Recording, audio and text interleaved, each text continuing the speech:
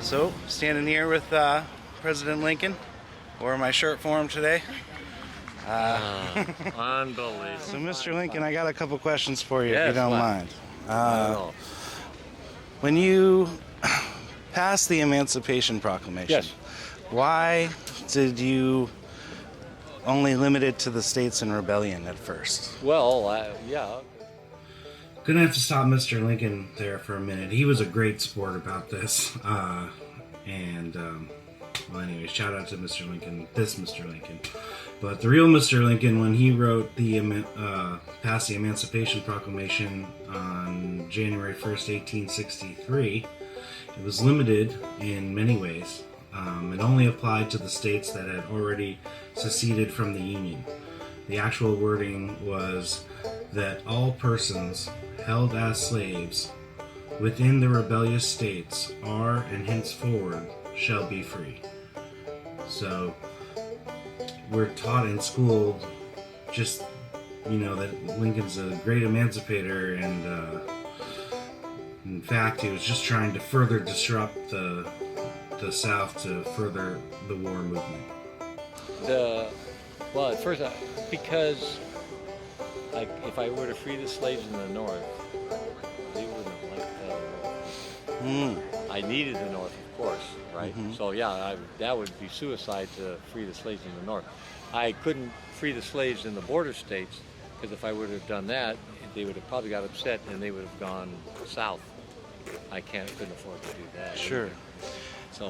So really, I didn't free anybody. But Another question is, do you feel any sort of responsibility for the income tax being here today? Definitely. I started it. Yeah. We had to.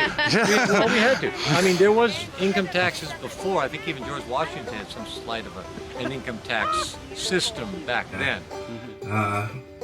Basically what I'm getting at here, and what he obviously knows about, is that in 1861, Lincoln imposes the first federal income tax. It's called the Revenue Act, and it lasts until 1871.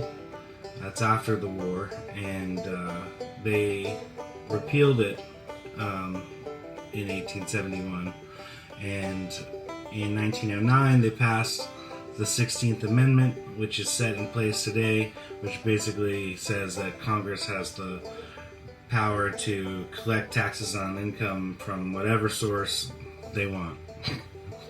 But no, I needed the war. At the beginning of the war, cost the North $1 million a day.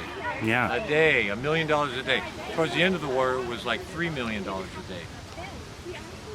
How do you finance that? We had to finance that, and being that we were independent states, everything changed during the Civil War. We went from states united to the United States. Yes. We had to. We were forced to it. Well, it was a good thing, because for international trade and everything, we kind of had to do that. But we were just kind of forced into it. And like I said, I needed the finances. Henry Clay had just given a speech there, and that's one of your Oh, idols my as idols, well. yes, was Yeah. Henry Clay, yes. And I've been trashed for that too. I'm sure you have. That's okay. I mean, How come your wife and Grant's wife didn't get along? Time for a little gossip.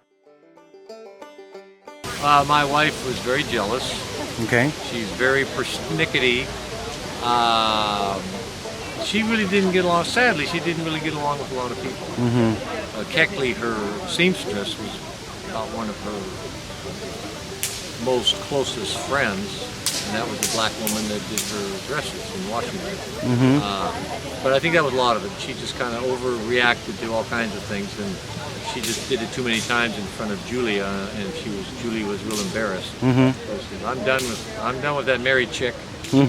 So on the night that Lincoln was assassinated, Grant was supposed to be in the booth with him, but backed out at the last minute because their ladies didn't get along. And I was hoping to maybe gain a little more insight on what the backstory was there for Mr. Lincoln. What would you say was your biggest regret of the war? What was my biggest regret of the war? That I had something to do with, maybe? Well, I would say waiting too long to get rid of McClellan. but I needed someone to take his place, and Grant was still coming up. We still weren't. We knew about him, but we didn't know what he was all about. There was hundreds and hundreds of generals. And everybody wanted to be a general. So I think to say that McClellan, I should have gotten rid of him earlier and not asked him to come back and all that. I think maybe things would have been a lot different. But I said many times, I said, thank God the future comes one day at a time. For us to deal with it one day at a time. So it was, I always said that I never controlled events, but confessed plainly that events have controlled me. So many times we reacted with things instead of proactive on certain things. And that's because it was coming from all directions all the time. So it was rather chaotic. Well, thank you for your time, Mr. President. You're welcome. You're welcome. Thank you for being here. Have a great day. Hey guys, thanks for watching. Please like and subscribe. And I hope you enjoyed that little video. See you next time.